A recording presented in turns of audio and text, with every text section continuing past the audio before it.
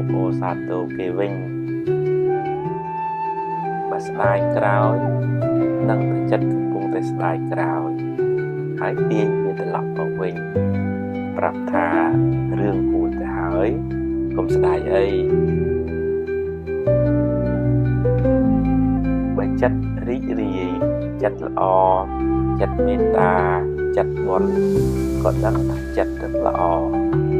ហើយព្យាយាមចម្រើនចិត្តប្រភេទនេះឲ្យបានច្រើនធ្វើជាពលិចតាមដានចិត្តអ្នកនាំឲ្យគិតរឿងត្រូវរឿងល្អទើបមិនសូវស្មុគស្មាញហើយមិនសូវមានទុក្ខកុំធ្វើជាជនរងគ្រោះឲ្យចិត្តធ្វើបាបអ្នកតាមចិត្តឡើយត្រូវបង្កើនស្មារតី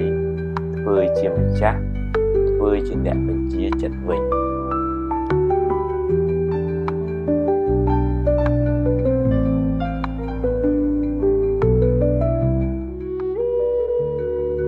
មនុស្សចិត្តល្អចិត្តត្រជាក់ចិត្តទន់ភ្លន់ចិត្តមានមេត្តាចិត្តរីករាយ